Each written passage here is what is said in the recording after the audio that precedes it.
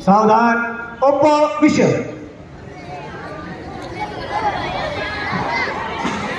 बिना आवाज के हम सभी बैठेंगे। घोष के सभी स्वयं विद्यार्थी अपने अपनी पंक्ति में जाकर तुरंत बैठेंगे।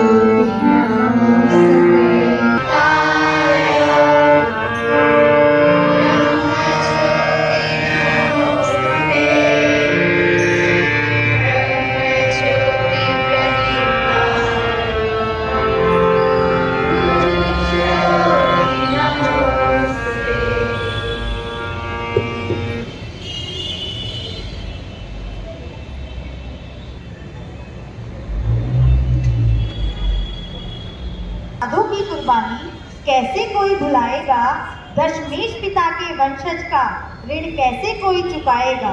देश धर्म के खातिर जिसने वार दिए सुतचार, होना दिखता जिसके आगे हिमगिरी से पहाड़। आज हम वीर बाल दिवस मनाने जा रहे हैं और पारितोषिक मैं अपने साथी अमरीश जी से अनुरोध करूंगी कि हमारे यहाँ पर उपस्थित सभी अतिथियों का स्वागत करें। एक बार जोरदार उन 4 साहिबजादों को नमन करते हुए उद्घोष करेंगे। जो बोले सो निहाल, वाहेगुरु जी का खालसा। सम्मानित मंच पर उपस्थित अतिथिगण, निवेदन है कि मंच पर आए और अपने अध्यक्ष जी अंगवस्त्र देकर पप्पू जी का सम्मान स्वागत करेंगे। जोरदार करतल ध्वनि से स्वागत करिए।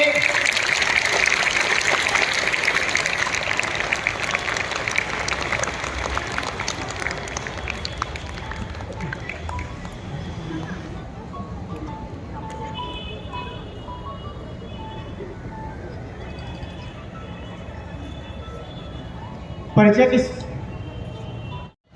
हमारे प्यारे बच्चों को, सम्मानित मंच को, अभिभावकगण, अध्यापकों को उनका मार्गदर्शन करें।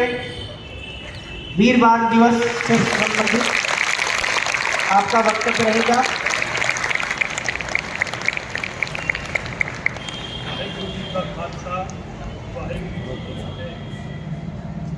इस तरह हम वीर बाल दिवस मना रहे हैं। इसकी संख्या होती है कि हम सिख समाज के अंदर हम छोटे साहिबजादों को बाबा के नाम से जानते हैं। हम आके बाबा लगाते हैं। छोटे साहिबजादे बाबा दीप सिंह जी। चलो इसके ऊपर भी कई जत्थेदारी हैं, सिख जत्थेदारी हैं जिन्होंने मोदी साहब को लेकर लिखा है। नाम चेंज करेंगे, हो सकता है ये नाम चेंज हो जाए, लेकिन मैं आज छोटे साहिबजादों के बारे में कुछ चानन पाना चाहूँगा। जिस तरह के छोटे साहिबजादे, उनका बिछोड़ा हुआ सरसा नदी से। सरसा नदी से जब अपनी दादी जी के साथ वो अपने नदी के किनारे किनारे जा रहे थे और कुछ जो सिख समाज की जो हमारी जो सेना थी वो कुछ सरसा नदी के अंदर कुछ बह गई। उस समय काफ़ी बारिश थी और काफ़ी ही ठंड थी, तो उसमें कुछ लगी। तीसरे हिस्से के अंदर गुरु तेग बहादुर जी, गुरु गोविंद सिंह महाराज जी, उनका भी बिछोड़ा हो गया। लेकिन छोटे साहिबजादे जिस तरह अपनी दादी जी के साथ जा रहे थे, रास्ते के अंदर उनको रसोईया गंगू ब्राह्मण मिला जो अपने घर पे उनको लेकर चला गया। और गुरुद्वारे का, हमारे गुरु का रसोईया भी रह चुका था और वो अपने घर पे उनको ले गया। और ले जाने के बाद उन्होंने रात उनको अपना वहाँ ठहराया। जिस तरह रात ठहरी तो रात को उन्होंने उनकी पोटली में से कुछ जो सिक्के थे वो निकालने की कोशिश की। माता जी जाग गई, माता जी ने देख लिया उसने कहा गुरु अगर आपको ये मोहरे ही चाहिए थी तो आप मेरे से मांग सकते थे, लेकिन वो भाव के अंदर आ गया, गुस्से में आ गया कि मैंने आपको रात को रहने के लिए पनाह दी और आप मेरे पे चोरी का इल्जाम लगा रहे हो। तो इसलिए जाकर के उन्होंने वहाँ की जो मुगलों की पुलिस हुआ करती थी वहाँ पर जाकर उन्होंने उसकी शिकायत कर दी।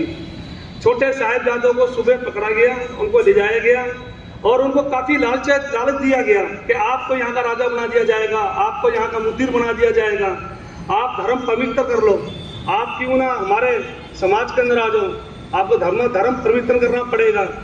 छोटे साहिबजादों का एक ही कहना था कि जब हमारे दादा गुरु तेग बहादुर जी ने धर्म पवित्र नहीं किया तो हम कैसे कर लेंगे, हमारे बाप ने नहीं किया तो हम कैसे कर लेंगे। तो जो जिसकी उम्र 7 साल हो, बड़े भाई की उम्र 9 साल हो, उनको इतना पता नहीं था, जो उनको खेलने कूदने के दिन थे, लेकिन उनको धर्म के बारे में उनको पूरे जानकारी थी, क्योंकि छोटी ही बाल अवस्था के अंदर उन्होंने ये चीज़ देखी थी कि धर्म पवित्र के लिए यहाँ काफ़ी जद्दोजहद हो रही है। लेकिन 3 दिन तक उनको कचहरी में बुलवाया गया और कचहरी के अंदर उनको फतवा सुना दिया गया कि उनको दीवारों में चुनवा दिया जाए जिंदा, जबकि 7 साल की उम्र के अंदर और 9 साल की उम्र में आज भी कोई ऐसा कानून नहीं है जिसके अंदर बच्चों को सजा दी जाए, जबकि वो बेकसूर थे। उस समय ये समझ लिया गया कि हाँ अब मुगलों की जड़ उखड़ने वाली, कि उन्होंने बहुत गलत हाथ डाल दिया कि बच्चों के ऊपर, तो ये काफ़ी कहर था। और जिस तरीके से उनको दीवारों में चुनवाया गया उसके बावजूद भी उनका गला रेंग दिया गया। तो ये सब देख कर के आज भी काफ़ी शर्मिंदगी महसूस होती है कि ऐसे भी क्रूरता थी उस जमाने में।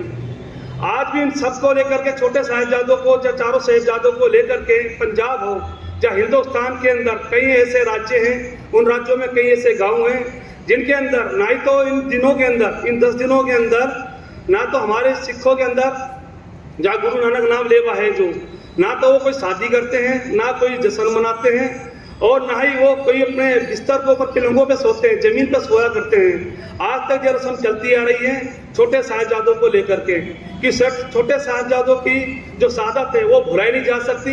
वो बिना लालच के थी, बिना लोभ के थी, एक धर्म के लिए थी, जो धर्म के लिए उन्होंने बड़ी कुर्बानी दी। ये सारी संगत को मालूम है और ये इस तरह ही आगे चलता रहेगा। जय बाणी कहते हुए बाणी को विराम करता हूँ। वाहिगुरु जी का खालसा, वाहिगुरु जी की फतेह।